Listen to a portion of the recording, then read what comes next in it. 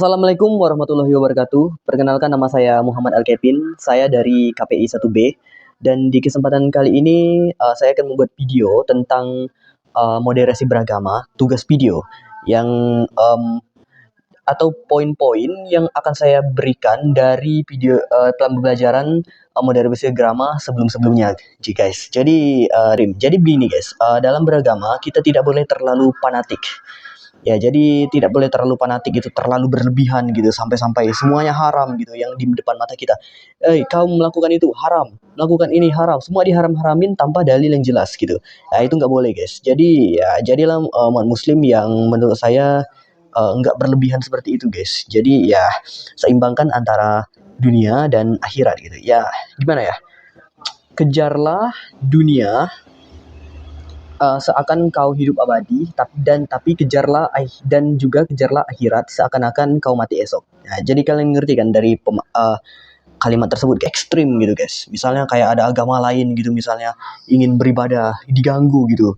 Kayak saya pernah melihat di beberapa media sosial gitu ya, tentang umat muslim, oknum ya, saya nggak ini saya juga muslim misalnya, tapi kan ini oknum gitu ya. Ya, jadi tentang oknum yang melakukan kayak pembubaran tentang agama lain gitu yang beribadah gitu. Itu kan enggak banget gitu kan, Bro. Jadi negara Indonesia ini, Bro, negara yang gimana ya? Negara Indonesia ini tidak mengakui satu agama saja gitu kan, Bro. Jadi ada 6 agama gitu ya. Seperti yang kita ketahui gitu kan, kayak Hindu, Buddha, Kristen Katolik, Islam gitu kan. Sudah itu Konghucu gitu kan, itu ya adalah 6 agama yang diakui.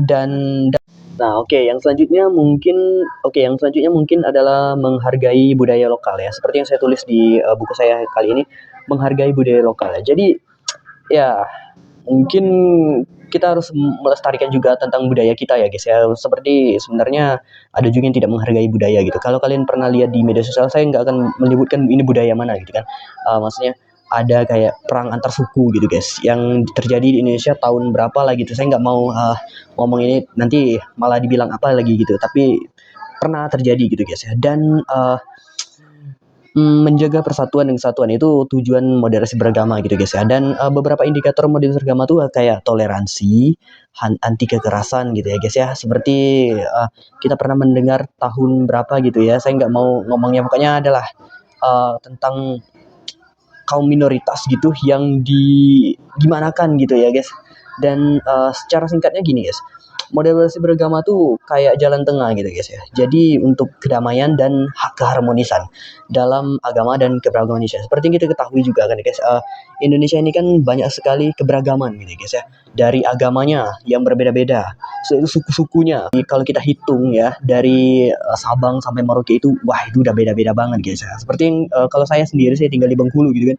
Di Bengkulu aja udah ada misalnya kayak ya banyak lah kayak Rejang, sudah itu Lembak, sudah itu Serawai gitu kayak di Bengkulu gitu kan.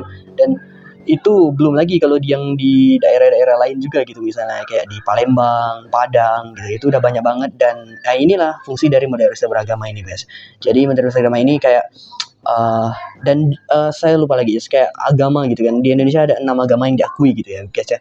Dan inilah fungsi dari moderasi beragama ini, sebagai jalan tengah gitu guys ya, untuk kedamaian dan keharmonisan gitu ya. Jadi jalan tengah dalam agama dan keberagaman di Indonesia ya. Seperti yang saya bilang tadi, Indonesia ini nggak hanya berfokus pada satu suku saja gitu kan, banyak banget gitu suku, ada suku ini dan itu, berbagai macam-macam kebudayaan yang berbeda-beda. Makanya moderasi beragama pun masuk ke dalam Undang-Undang 1945 juga ya guys ya. Wassalamualaikum warahmatullahi wabarakatuh.